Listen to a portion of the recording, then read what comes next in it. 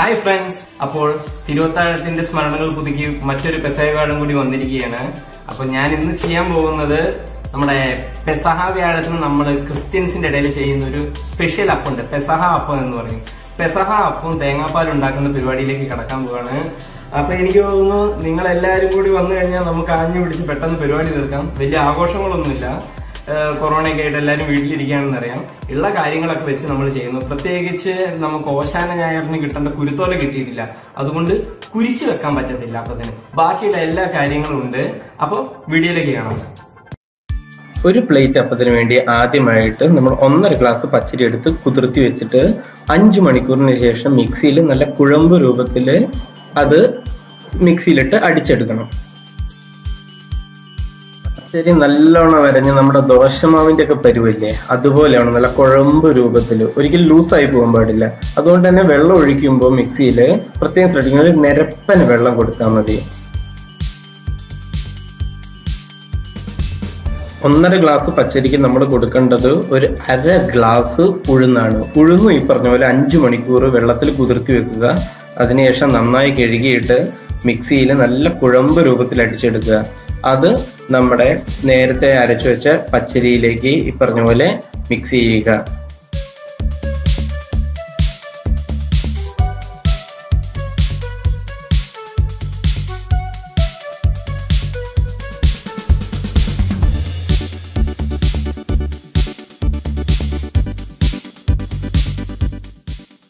ഇനി പച്ചരിയുടെ ഉഴുന്നിൻ്റെയും കൂടെ നമ്മൾ ചേർക്കേണ്ടതാണ് 1 മുറി തേങ്ങ നന്നായിട്ട് ചിരകിയെടുത്തത്. അതിൻ്റെ കൂടെ ഒരു 5 ചുവന്നുള്ളി, ഒരു 6 വെളുത്തുള്ളി, പിന്നെ 1 ടീസ്പൂൺ ജീരകം, അതും കൂടി ഈ തേങ്ങയുടെ കൂട്ടത്തിലിട്ടിട്ട് നമ്മുടെ മിക്സിയിൽ കുറച്ച് വെള്ളം ഒഴിച്ചാൽ മതി. ഒരുപാട് വെള്ളം ഒഴിക്കണ്ട, കാരണം നമുക്ക് ഒരുപാട് കുഴമ്പ് രൂപത്തിൽ ഒരു ഇടത്തരം പരുവത്തിൽ കിട്ടിയാൽ മതി. കുറച്ചൊരു പായിട്ട് നല്ല കുഴമ്പാവട്ടെ. എന്നിട്ട് നമ്മുടെ നേരത്തെ പച്ചരിയുടെ അതേ മിശ്രിതത്തിലേക്ക് വീണ്ടും ചേർത്തിട്ട് നന്നായിട്ട് ഇളക്കിയിട്ട് വെക്കുക. ഒരു 3 മണിക്കൂർ നേരത്തേക്ക് അതങ്ങനെ വെക്കുക. ആവശ്യത്തിന് ഉപ്പും ചേർക്കുക, 1 ടീസ്പൂൺ ചേർത്താൽ മതിയാകും. ശേഷം നമുക്ക് അപ്പച്ചെമ്പിൽ അപ്പം വെക്കാവുന്നതാണ്. ഒരു 20 മിനിറ്റ് ഫുൾ ഫ്ലെയിമിൽ വെച്ച് കഴിഞ്ഞാൽ നമ്മുടെ പെസഹ അപ്പം റെഡിയായി. ഇനി പാലിലേക്ക് കിടക്കാം. അതിനായി നമുക്ക് 1 തേങ്ങ മൊത്തത്തിൽ ചിരകിയത് എടുക്കാം. അതിൽ നിന്ന് നമ്മൾ 1-ാം പാലും 2-ാം പാലും വേർതിരിച്ചെടുക്കണം. 1-ാം പാല് 1 ഗ്ലാസ് വേണം. അതായത് വെള്ളം കുടഞ്ഞിട്ട് നമ്മൾ കൈ കൊണ്ട് പിഴിഞ്ഞെടുക്കുന്ന കട്ടി കൂടിയ പാലിനെയാണ് 1-ാം പാലെന്ന് വിളിക്കുന്നത്. ഇതിലേക്ക് നമ്മൾ ഒരുപാട് വെള്ളം ഇടത്തില്ല, ജസ്റ്റ് തളിക്കുന്നത് മാത്രമേ ഉള്ളൂ. 2-ാം പാലിന് വേണ്ടി നമ്മൾ എന്താ ചെയ്യുന്നത് വെച്ച് കഴിഞ്ഞാൽ 2 ഗ്ലാസ് വെള്ളം മിച്ചമുള്ള തേങ്ങാ ചണ്ടിയിലേക്ക് ഒഴിച്ചിട്ട് വീണ്ടും മിക്സിയിൽ അടിച്ചെടുക്കും.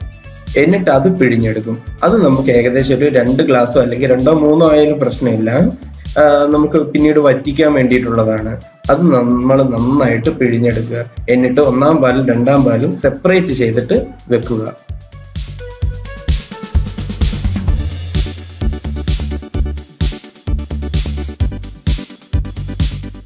രണ്ടാണി ശർക്കര ചീകി എടുത്തിട്ട് മാറ്റി വെക്കുക. പിന്നെ 1 കഷ്ണം ചുക്ക് ചതച്ചെടുക്കുക. അതിൻ്റെ കൂടെ ഏലക്കായ ഒരു 10 എണ്ണം എടുത്തിട്ട് അതും നമ്മുടെ മിക്സിയിലിട്ടിട്ട് നല്ലോണം ക്രഷ് ചെയ്തിട്ട് എടുക്കുക.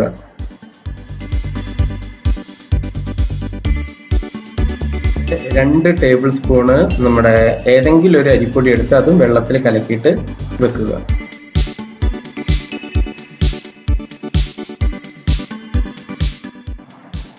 അപ്പം നമ്മൾ പാലുണ്ടാക്കാൻ പോവുകയാണ്. അതിന് വേണ്ടിയിട്ട് 2-ാം പാൽ എടുത്ത് തിളപ്പിക്കുക. അതിലേക്ക് ശർക്കര ഇടുക, നന്നായി ഇളക്കുക, പഞ്ചസാര ചേർക്കുക. 2 ടേബിൾ സ്പൂൺ പഞ്ചസാര നമുക്ക് ചേർക്കാം. അതിനുശേഷം നമ്മുടെ തിള വരുമ്പോൾ കലക്കി വെച്ചിരിക്കുന്ന അരിപ്പൊടി ചേർക്കുക, നന്നായി ഇളക്കുക. വൺസ് അത് തണുത്ത് കഴിയുമ്പോൾ തീ ഓഫ് ചെയ്ത് വെക്കുക. അതിനുശേഷം നമ്മുടെ 1-ാം പാലും ചേർക്കുക, കൂടെ ഏലക്ക പൊടിച്ചതും ചേർക്കുക. നമ്മുടെ പാല് റെഡി ആയിട്ടുണ്ട്.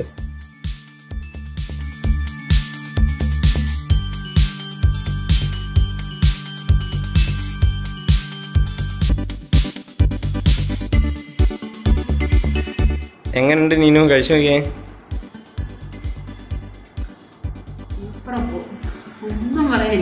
ഇഷ്ടമായ?